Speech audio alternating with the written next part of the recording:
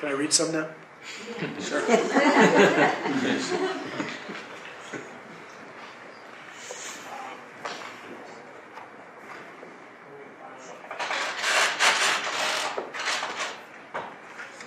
Okay, a little context for this chapter. It's chapter 10, it's about halfway through the book.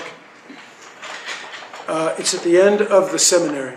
The seminary was a 3-month program that Chogyam Trungpa taught, where if you went as a student, you got everything. And you ended up getting the transmission for practicing Tantra. And all of his students, of course, wanted to go. And from the time I first met him, 4 years before, I wanted to go. And many of my encounters with him, which are described in this book, were my attempts to persuade him that I was ready to go. And I won't say any more than that, otherwise there's no reason for you to buy the book. But so this chapter is after 3.5 years of living at his retreat center. It used to be called Tail of the Tiger, now Karma Chilling. It was called Karma Chilling. It was renamed Karma Chilling when I lived there. I lived there for 3.5 years in this retreat center, and finally was admitted to seminary. So that's the context for this chapter. And actually, this chapter is about how seminary is just ending.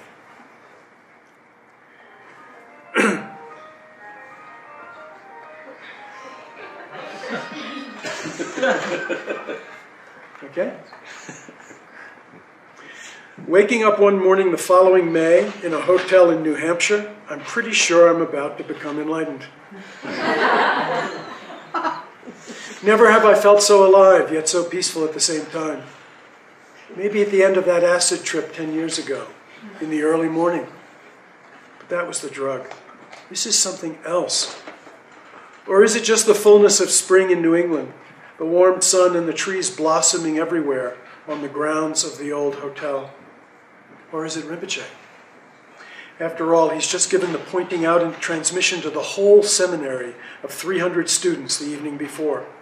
It's the moment we've been waiting for after 3 interminable months of study and meditation practice. 3 months of boredom and snow and loneliness and washing everyone else's dirty dishes when it's your turn to do the work rotation in the hotel kitchen. It's the mythic moment when the spiritual master shows you the true nature of your mind, whatever that is. It's probably more a matter of expectation than anything else, I suspect. He really doesn't seem to do much at all when the actual moment finally arrives. His silence is perhaps more heightened than usual, the room more charged with anticipation than usual. Then a sudden sharp snap of his fingers, this time, more silence, then his voice in a little gleeful crescendo. That's it! That's how he talked. And I'll explain why, actually. He had a near-fatal auto accident before he came to America. He was only 29. And the left side of his body was paralyzed for the rest of his life. And it affected his vocal cords as well. So his voice was slightly high for that reason. More than a few students say later, was that really it? Did I miss it? But this morning, the feeling of something huge having shifted inside me is incredibly strong and utterly undeniable. I can't make it go away even when I try. The light in the room is rich and creamy as the early sun comes through the curtains. The space itself seems heavy with this light, which is more like a transparent liquid than mere light. Outside the window, the fluid light seems to extend infinitely in all directions. Is it the space? Is it my mind? How do I separate the two? And my mind is so still. When thoughts arise in it, they seem to just dissolve in this creamy atmosphere. I deliberately try to generate some anxious thoughts about the future. Certainly there's no end to the possibilities there. I've spent most of these 3 months on my meditation cushion wondering what I'm going to do next with my life. And often when I awake in the morning, a nameless fear quietly slips in like cold fog. But nothing like that happens this morning. My fears have no traction at all. I'm filled with a quiet joy, one that seems deeper than any well. Can't I just have this experience forever? Then I remember a teaching Rinpoche gave only a few days ago about the blessing that can pass from the teacher to the student. Jinlap is the Tibetan word for it. He describes the real psychophysical signs of it, the blissful feeling of being enveloped in a rich, gentle, pervasive atmosphere of wakefulness. It's the feeling of being completely engulfed in that.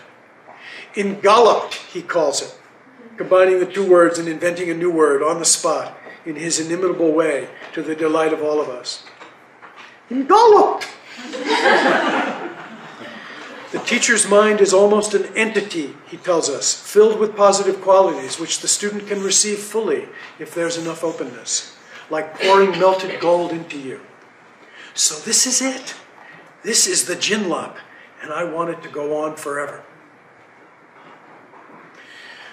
What do you think I should do next, sir? Your guess is as good as mine. It is only 4 hours later, and I am sitting opposite Rinpoche in the drawing room of his suite in the hotel. Seminary is ending soon, and he is dressed casually today. His shirt is soft and open at the throat. As he responds to my hopeful question, he lifts his right hand, draws his shoulders up toward his chin, and makes a comical grimace. I feel suddenly as if I'm talking to an unsympathetic Yiddish grandfather. Your guess is as good as mine. His answer feels like a glass of cold water he's just thrown in my face. I try to recreate the warmth of the Jinlap, but I can't seem to retrieve it. You can't go back to the retreat center, though, he remarks offhandedly for further deflating effect. I can't? I don't think so. Not go back to the retreat center? He can't really mean that. The retreat center has been my home for nearly 4 years. Everything I've learned from him so far, it seems to me, I've learned while living there. Over time, after much frustration and disappointment, it feels like I've begun to create a real niche for myself. Starting as a lowly carpenter, working long, hard hours to help build the new residential dorms and then the new meditation hall, then gaining an administrative position as assistant to the center directors. And all the while, I've continued to study and sharpen my intellectual understanding of the Dharma. And in the past year, I've even given talks now and then and gotten feedback from others whom I respect that I'm a good Dharma teacher, not to mention having room and board taken care of. I'm just starting to feel completely at home there at last. It would probably be good for you to begin to teach somewhere else, he adds. I feel slightly giddy but slightly queasy at the same time. On the one hand, he's telling me he wants me to teach the Dharma beyond the retreat center, an unexpected vote of confidence. On the other, he's kicking me out of the nest quite unceremoniously.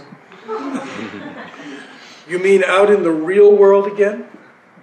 Something like that, he says with a little chuckle, as if slightly amused at the notion of a real world. Did you have some place particular in mind? Not really. It doesn't matter that much. But you should definitely start teaching more. But how will I make a living, sir? Nobody's going to pay me just to teach the Dharma out there. Rinpoche looks at me with more amusement. My discomfort grows.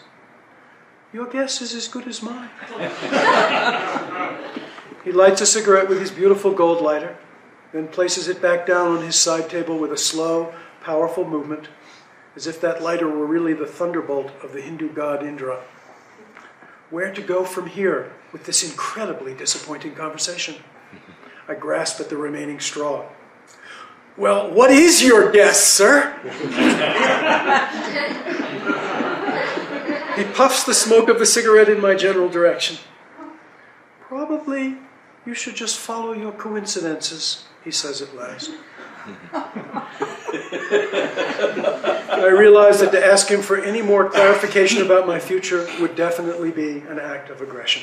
I thank him and am about to get up to leave. Don't be too much of a bliss junkie out there in the real world, he says with a grin as I'm rising from my chair. Watch out for the traffic lights.